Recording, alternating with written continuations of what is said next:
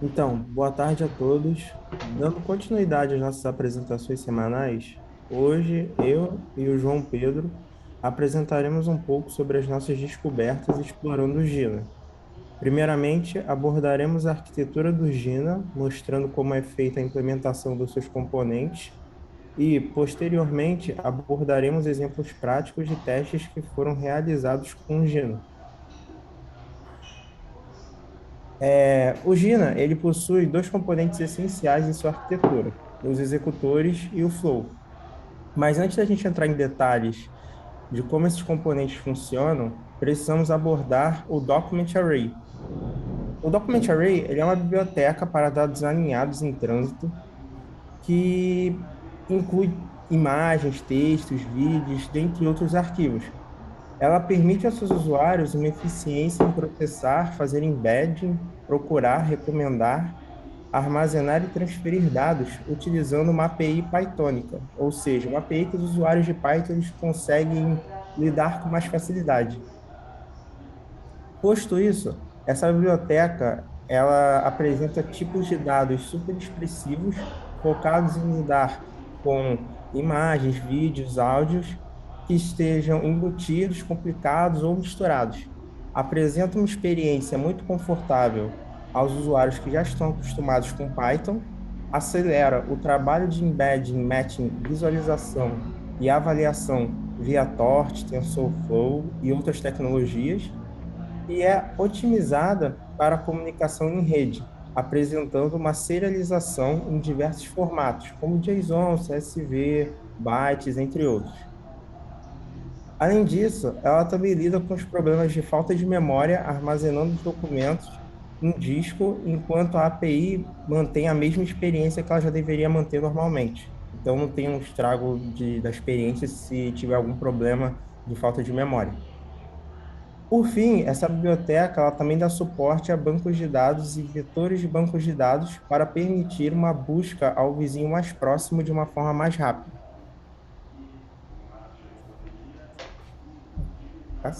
Passou. Então, conhecendo essa biblioteca, agora a gente já pode entender melhor o que são os executores. Os executores, eles são componentes independentes que executam um grupo de tarefas em um document array. Eles permitem com que o código seja modularizado e escalável de forma independente, como microserviços. Além disso, eles também permitem que as funções baseadas em document arrays sejam organizadas em entidades lógicas que podem dividir seu estado de configuração umas com as outras. Um outro fator interessante é que os executores eles convertem suas funções locais para funções que podem ser distribuídas dentro de um flow. E esses executores que estão dentro de um flow podem processar múltiplos document arrays de uma forma paralela, podendo ser deployados de uma forma também mais amigável para a cloud, como parte de uma aplicação de busca neural. Por fim, os executores eles também podem ser colocados em containers e compartilhados com os outros usuários através do comando GitHub push e pull. E com essa ideia de executor, agora a gente pode entender um pouco melhor o que é o Flow. O Flow nada mais é do que um grande orquestrador. Ele é responsável por amarrar os executores em um pipeline de processamento, provendo escalabilidade e facilitando os deploys na nuvem. Cada Flow provê uma API que recebe requests da rede, podendo utilizar diversos protocolos distintos, como o HTTP, o gRPC e o WebSocket. É importante notar que nem todos os endpoints dos executores serão expostos automaticamente pela interface HTTP externa. Por padrão, qualquer flow expõe os endpoints de status, post, index, search, update e delete. E também por padrão, o cliente do Gina envia request por flow o mais rápido possível, sem nenhum delay. E tem um problema com relação a isso, né? Se um cliente enviar um request mais rápido do que o Flow puder processar, isso pode colocar uma alta carga no Flow e gerar um pouco de problema aí de não conseguir processar os requests. E para a gente fazer o deploy de um flow, é preciso que todos os seus executores também sejam deployados. Ele oferece funções de conveniência, que são necessárias para a gente gerar arquivos de configuração para alguns casos de uso. E, no momento, esses arquivos de conveniência, eles podem estar no formato do Kubernetes ou do Docker Compose.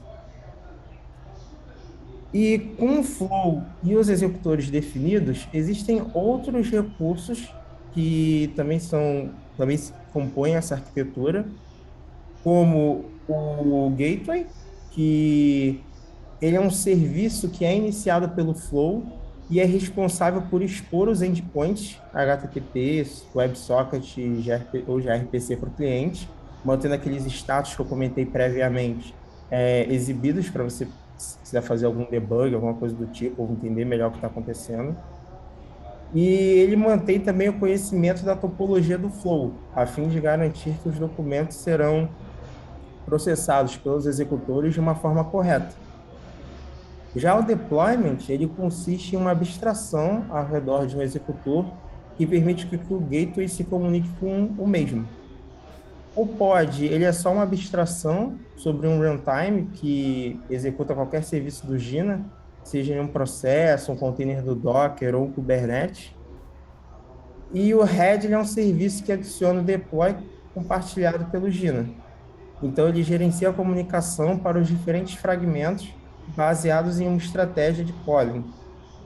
Então, assim, combinando todos esses conceitos, a gente chega nessa figura aqui da arquitetura, que a gente tem o cliente via aqueles protocolos de rede se comunicando com o gateway, o flow gerenciando esse gateway, e a gente consegue ver os executores e o head. Então, o flow ele gerencia cada um dos heads e cada um dos executores está ali alinhado dentro de um head que ele está organizando como que vai ser a estrutura de execução dos documentos. Com isso, a gente consegue ir para uma parte mais prática. Então, eu e o João Pedro, a gente trouxe alguns exemplos. Um desses exemplos foi até a questão da multimodalidade. Então, ele consegue, dado a figura e o texto, fazer um search, e fazendo essa pesquisa, ele traz alguns resultados que deveriam ser parecidos, alguns meio aleatórios. Na minha experiência, quanto mais ele foca no texto, melhor é o resultado com relação ao que está escrito, mas as imagens, quando a gente bota 100% nas imagens, ele até traz algumas coisas parecidas, mas você vê que, tipo, a Woman in Red Dress ele trouxe melhor quando estava na questão só do texto. Várias mulheres com vestido vermelho. E para fazer isso aqui, como é que isso fica, né, no terminal, quando a gente digita, né? Isso aqui é um exemplo, então a gente não teve muito trabalho para rodar um exemplo já pronto do Gina. Então a gente simplesmente baixou os componentes e deu esse Gina Hello multimodal e ele chegou a abrir essa interface. Então acredito que o João vai detalhar melhor sobre as outras questões que eu apresentei aqui. Mas nessa questão do multimodal, esse primeiro exemplo aqui é uma coisa mais simples. A gente tem isso, né? Então a gente consegue ver os diferentes recursos aqui que ele está trazendo e a gente também consegue calibrar, né? Tipo, quero só uma parte quase tudo em texto e alguma coisa em imagem. Você vê que os resultados também se mantêm parecidos. E agora eu vou passar a palavra para o João Pedro, para ele Bruno, poder. só um segundo. Tem como voltar nos slides ali antes de passar rapidinho? Ah, tem sim. Quer complementar? Pode complementar também. É, só um detalhe. Aqui em cima. Ah, beleza. Esse aqui, né? É, pode ser na arquitetura. O, o que a gente viu de interessante no Gina é que ele, assim, ele foi feito muito para escalabilidade, né? Então ele foi feito para ser usado em produção. Por isso que ele tem esses componentes todos separados, né? Então você não levanta simplesmente quando você roda aquele comando que o Bruno falou, Gina Hello multimodal, ele, por detrás dos panos ele está levantando muitas coisas, né? E aí ele levanta algum modelo de Deep Learning para processamento de imagem, um outro modelo de Deep Learning para processamento de texto, e a importância do Docker Array que o Bruno mencionou é exatamente essa, porque eu tenho dois modelos que as saídas provavelmente são esse Docker Array. Então, meio que você consegue juntar numa mesma estrutura, e aí isso possibilita você fazer consultas em cima dessa estrutura. E aí, por isso que a multimodalidade está meio que devido a essa estrutura. Então, você consegue tanto pesquisar a imagem quanto texto, porque tudo está armazenado nesse Docker Array. Então, esse é o meio que a, o pulo do gato, assim, e o Gina, na verdade, a proposta deles é facilitar esse pipeline todo de, de construção, tanto usando o Flow e usando essa ideia de executores. E os executores é que são os independentes, então deve ter um executor por trás desse exemplo. Um executor que tem uma rede neural de texto, por exemplo, o BERT, e tem um outro executor que tem uma rede CNN, provavelmente. E aí eles levantam em paralelo, processam as imagens e os textos e geram nesse Docker Array. E a busca é feita em cima do Docker Array. Um ponto que nós vimos que não foi muito legal, assim, que o Gina, até onde a gente conseguiu pesquisar, ele não entrega uma interface gráfica, ele entrega endpoints. Então, assim, ele tem o barra search, o barra index, todas as rotas habilitadas que são consumidas por esse cliente, que é essa setinha vermelha aí do slide. Só que o cliente você que desenvolve. Então, a gente viu que nesse exemplo do multimodal que o Bruno rodou na máquina dele, na verdade é um arquivo JavaScript que eles botaram lá, mas só para esse exemplo. Se você for pegando outros exemplos, eles nem têm interface gráfica, eles entregam o serviço, né, que eles dizem que é o gateway. Então, o gateway te entrega as rotas que você pode consumir. As principais, se eu não me engano, é barra search, barra index. O barra index faz a indexação das coisas, né, de texto e de imagem, e o barra search faz a procura pelos Docker Arrays. E o cliente você que desenvolve do jeito que você quiser. Então, nem todos os exemplos têm uma interface gráfica bonitinha. Alguns outros que eu vou mostrar até tem. Tá, posso continuar daqui então. Acho que é isso. Beleza. Vou parar de compartilhar aqui então. Tá, eu compartilho aqui.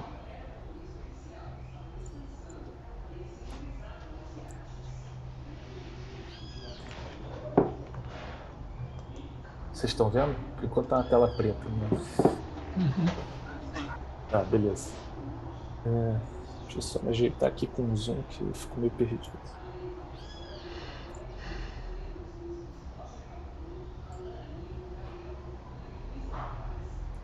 Então, um que eu estava rodando foi até um exemplo customizado aqui, que a gente fez.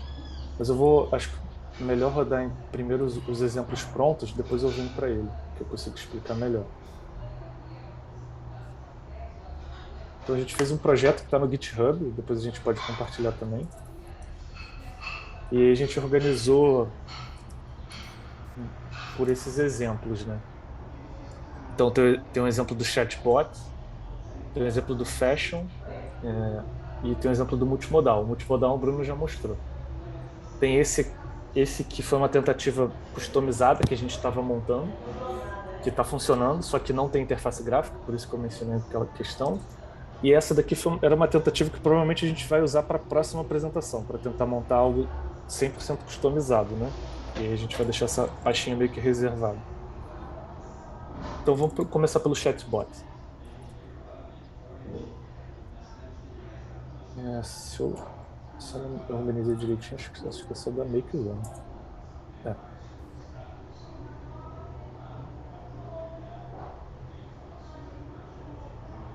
Eu não sei se vai dar algum conflito, que eu tenho coisas aqui levantadas do Gina, mas qualquer coisa eu derrubo. Aqui nesse exemplo, a porta está ocupada. Deixa eu derrubar isso aqui. Tá vendo? Só como exemplo, esse que a gente estava fazendo customizado, ele levanta 5 containers. Então são 5 executores para fazer um processamento. Nesse caso é de busca por texto, tá? Somente.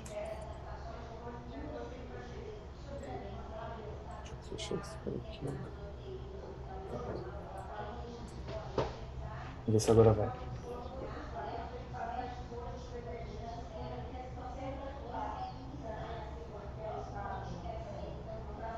Acho que agora foi.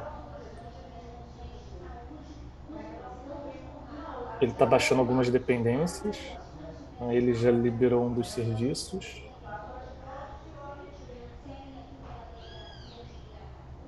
Eu não lembro se esse do chatbot era o que demorava muito a começar.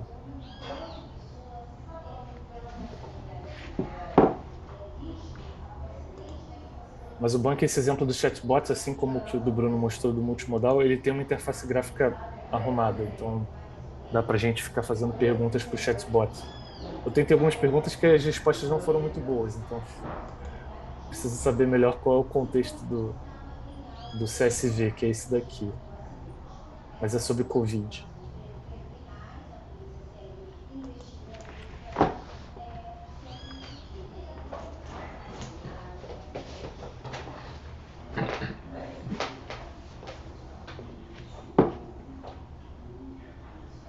Ah, pronto, está abrindo aqui, está meio devagar, mas vai abrir. Pronto, abriu. É. Eles até botam. Deixa eu tentar dar um zoom aqui. O computador está meio lento aqui. Mas... Eles até dão um crédito para quem fez a UI, tá vendo? Não foram eles. Provavelmente foi até um brasileiro, Fábio Ottaviani, enfim, não sei. Mas eles dão o crédito aqui. E aqui menciona, né? Por exemplo, eles dão esse exemplo de pergunta, então vamos começar com ela.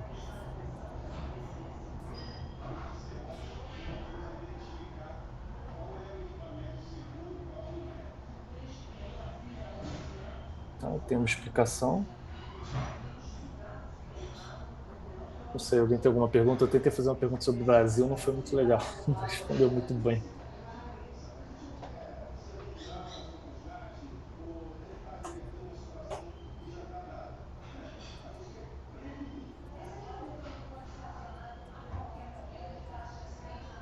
Quantos casos na China? Você vai me responder. Ele levava um textão, né? A Organização Mundial de Saúde reportou ao menos 81.191 casos nesta quarta-feira. Enfim, ele pegou de um documento aleatório. A vasta maioria dos casos estão na China, né? Enfim, na parte principal, né? No continente. Depois fala alguma coisa da Coreia do Sul. Eles Aí fala de casos da devolveram Itália. tudo, a resposta tá aí no meio, só que. Exatamente, não tá bonitinha. Então, o texto foi que ele provavelmente achou no documento e devolveu o documento inteiro, você que se vire para interpretar. Mas assim, bom, esse é um exemplo de Q&A que, enfim, funciona. Deixa eu só. Agora vamos para o próximo exemplo. Aí matei aqui o serviço.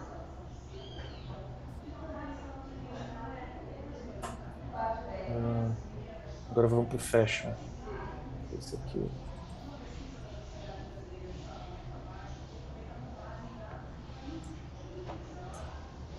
Esse também tem uma interface gráfica simples, mas tem. Wait run.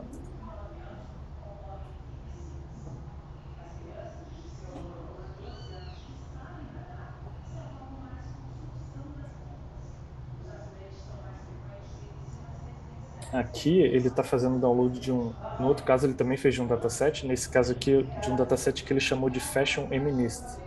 O MNIST é um dataset meio clássico na verdade, de números, né? Que foi utilizado até como base, eu acho que, se não me engano, de uma eleição nos Estados Unidos. Enfim, são diversos números, normalmente em preto e branco. E aí eles fizeram algo semelhante, só que com peças de roupa. Acho que tem a mesma característica do MNIST. Acho que o mesmo tamanho em pixels. E todas as peças são peças de roupa em preto e branco. Aí, se eu não me engano, ele procura por uma imagem, ele dá uma imagem como query, né, como entrada da query, e ele traz imagens semelhantes do dataset. Tá rodando, né?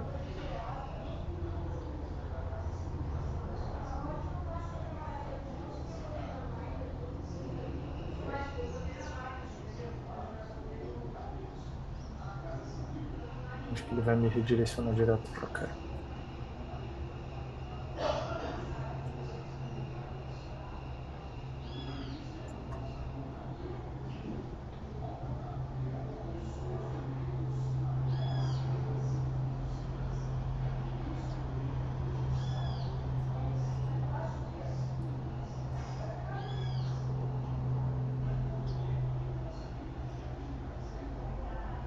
Ah, foi. Aí, de novo, ele tem uma página HTML fixa aqui como demo, ele não tem um cliente que é uma interface gráfica, né? Estou reforçando isso porque até pode ser um paralelo com a última apresentação. Você pode me dar um minuto? Aí eu rodei o exemplo, né, do Fashion, ele inclusive roda e termina, porque ele executa uma vez, né? Diferentemente do multimodal que você pode ficar brincando, fazendo queries, esse daqui ele roda um cenário de teste, né? Então ele indexa primeiro 60 mil imagens e, e dessas ele pega imagens que não foram vistas pelo modelo e tenta trazer imagens semelhantes. Então a query é essa primeira coluna aqui da esquerda, na verdade essa primeira coluna, né? E aqui são os K primeiros resultados, né? Então aqui São,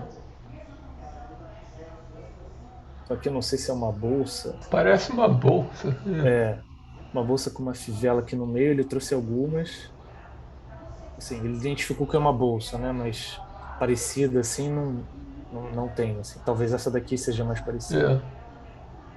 É. Aqui é um sobretudo, né? Então, aqui o primeiro elemento também é um sobretudo. Esse daqui parece ser mais parecido, está como segundo. Enfim, ele trouxe na maioria dos casos sobretudo. Aqui é uma bota, mesma coisa. Sandália. Aqui é uma camisa com listras horizontais.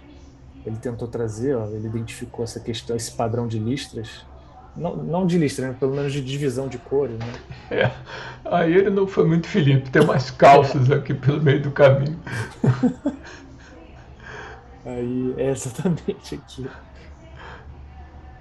Então, assim, Bom. ele vai tentando, assim, tem resultados interessantes, né? Mas precisa, talvez treinar mais. O que eu achei, aí o que eu estava tentando falar em paralelo com a última aula, um dos temas foi a apresentação do Trill, né? E o Trill é uma interface gráfica exatamente para todo um pipeline de Q&A. Eu acho que o Gina deveria ter algo semelhante. Eu não sei se o Trill se encaixaria, mas enfim, de repente, para utilizar o Gina, tentar definir antes um serviço que vai ficar responsável pelo front, né, para fazer o consumo das informações. Isso que eu senti falta, eu achei que eles fornecessem. Mas não, assim, eles criam só para os demos. Vamos fazer o demo desse Fashion, ele criou um HTMLzinho só para isso. É uma coisa com multimodal e com chat. E aí, só para encerrar, por último,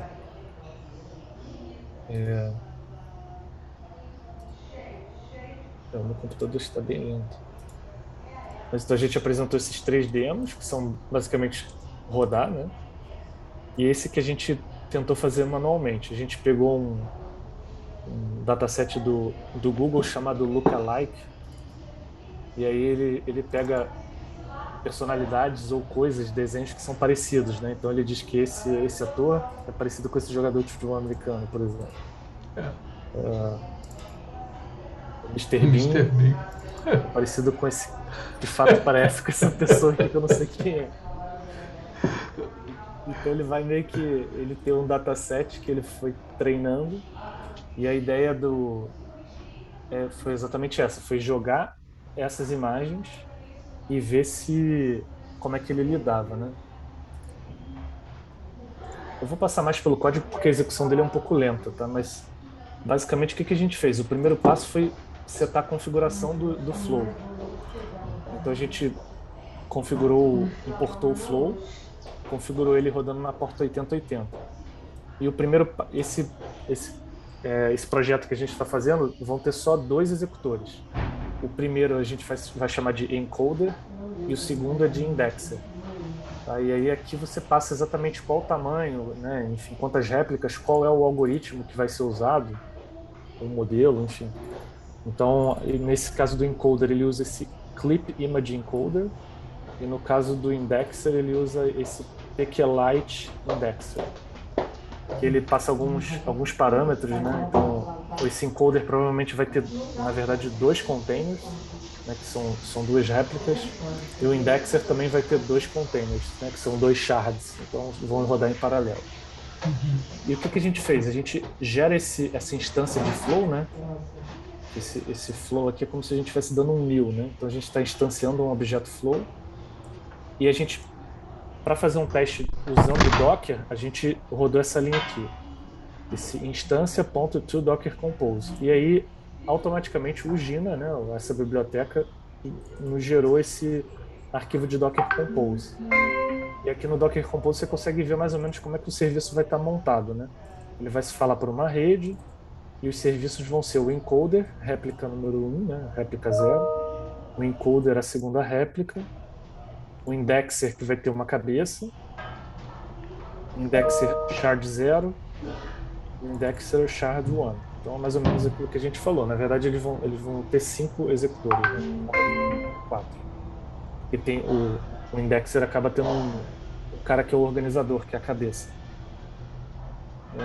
Além disso, tem o gateway, que é padrão, que é onde vai ser feita a requisição se a gente fizer uma interface gráfica, por isso que ele roda na porta 8080. E é isso.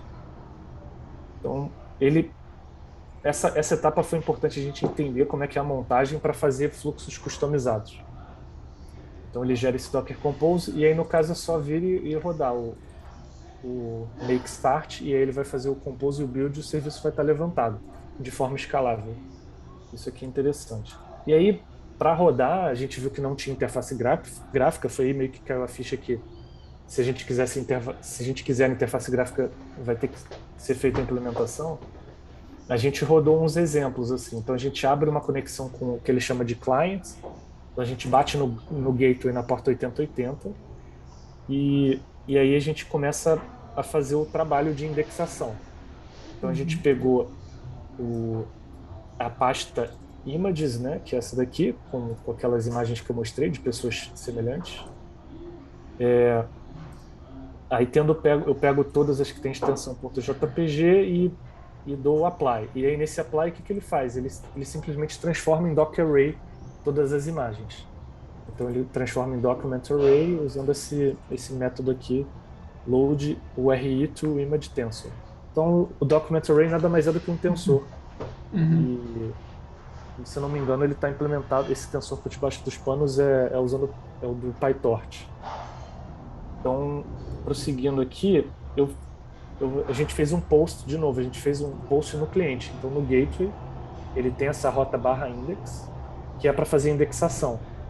Então, nesse momento, ele pega as imagens e meio que organiza internamente. Foi o que eu entendi. Depois tem que dar uma olhada melhor. Quando eu estava passando todas as imagens, estava demorando muito. Então, eu fiz um processo só para pegar as primeiras 20 imagens. Então, daquela pasta aqui, images, ele pegou só as primeiras 20. Tá, para indexar. Pronto, essas 20. E aí eu imprimo só para saber qual o tamanho da indexação, beleza. E aí logo após eu faço a consulta. Então eu pego a primeira imagem, né, que seria essa do ator de Friends, e passo esse objeto, esse já transformado em Document Array. Então esse documento que eles chamam para busca. E aí eu pego aqui quantos matches eles deram, né? Então para esse dataset aqui dos 20 que eu mandei, quando eu passei a foto só desse ator, ele me retornou um match. Então, Tá. e provavelmente foi esse daqui. Então só para meio que mostrar que estava funcionando. E aqui ele retorna o número de matches. Então, a partir daqui, né, isso daqui deveria ser responsabilidade da interface gráfica, né? Então, acho que a ideia também para a próxima apresentação é a gente conseguir construir uma interface gráfica para ficar brincando melhor com esse tipo de projeto. Acho que, no geral, é isso. que a gente tinha para apresentar hoje.